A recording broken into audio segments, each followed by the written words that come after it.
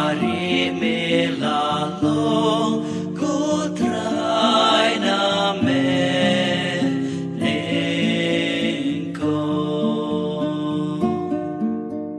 Jagari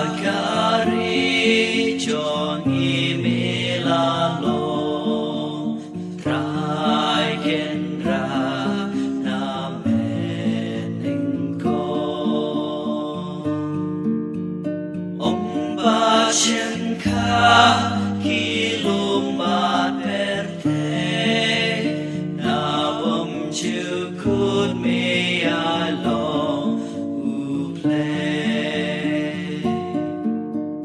kaja kari belalo kutrai na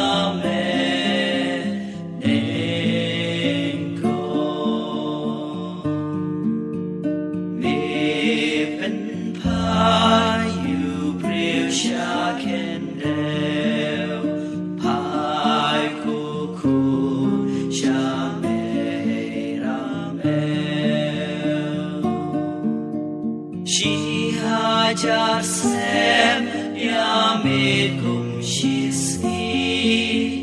kum ching pet pit ba pen kut misi kaja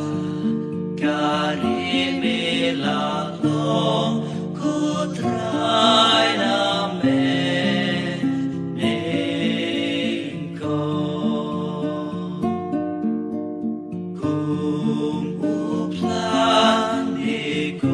Jin postil sadly you could vendri me plang men sep uroi usentil ya stai chan it ka ching in upre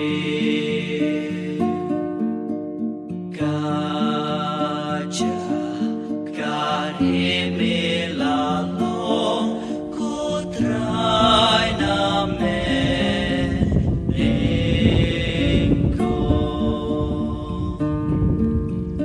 Halaka bitar me pendu kajing e jongi kumju Kang ching bom ma